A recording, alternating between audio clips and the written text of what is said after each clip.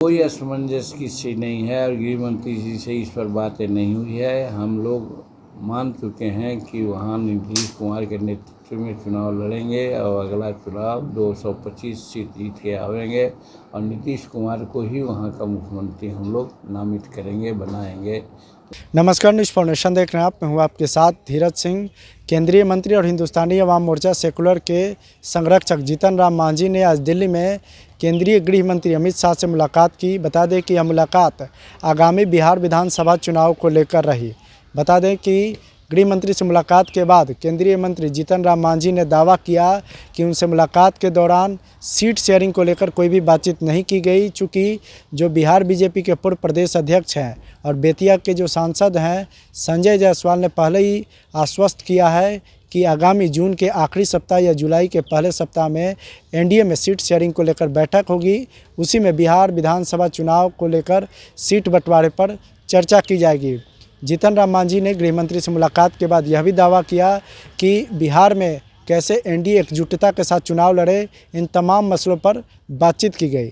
लेकिन जब उनसे पूछा गया कि क्या बिहार एनडीए में सीएम फेस को लेकर कोई असमंजस की स्थिति बनी हुई है, तो इस पर उन्होंने कहा कि गृह मंत्री से इस संबंध में तो कोई बातचीत नहीं हुई।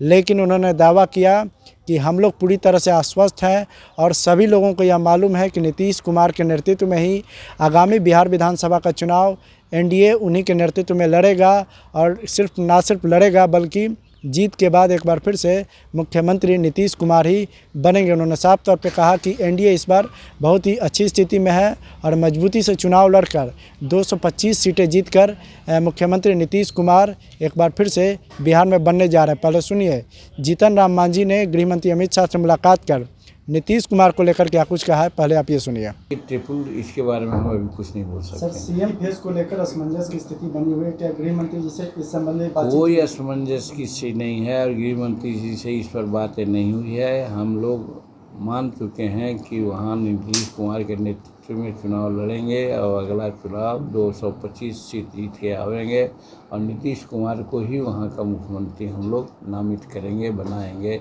जो वहाँ के मतदाता बनाएंगे। क्योंकि चिराग पासवान कह रहे हैं उनको बिहार की राजनीति बुला रहा है, बिहार की राजनीति में इंटरेस्टेड है।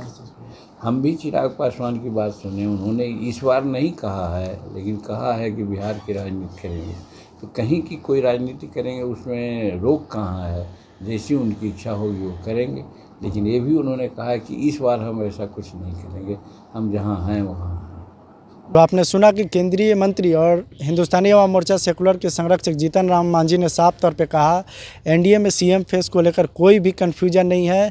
नीतीश कुमार ही एनडीए के सीएम फेस होंगे और ना सिर्फ सीएम फेस होंगे बल्कि एनडीए जब बिहार में चुनाव जीतेगा तब एनडीए को 225 सीट आएगा और साथ ही साथ नीतीश कुमार ही एक बार फिर से बिहार के मुख्यमंत्री होने जा रहे हैं। बता दें कि बिहार एनडीए में समय समय पर लगातार सीएम नीतीश के फेस को लेकर कन्फ्यूजन की स्थिति बनी रहती है। कन्फ्यूजन तब और बढ़ गया जब गृह मंत्री अमित शाह ने मुख्यमंत्री नीतीश कुमार के सीएम फेस को बनाए जाने को लेकर उन्होंने सीधे सीधे जवाब ना देते हुए उन्होंने दूसरा जवाब दिया था। तब से ही लगातार कहा जा रहा है कि एनडीए में मुख्यमंत्री का चेहरा कौन रहेगा, इस पर कोई भी स्पष्टीकरण नहीं आया है।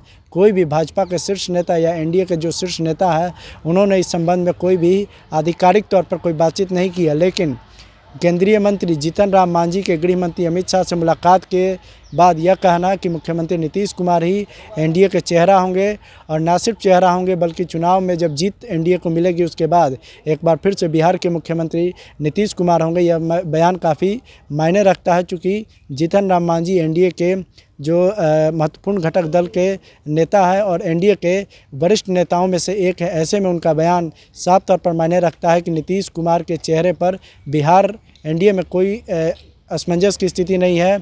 यहाँ तक कि उन्होंने यह भी कहा कि ना सिर्फ उनके नेतृत्व में चुनाव लड़ेंगे बल्कि बिहार के एक बार फिर से मुख्यमंत्री नीतीश कुमार ही बनने जा रहे हैं। दिल्ली से न्यूज़ फाउंडेशन के लिए मैं धीरज सिंह।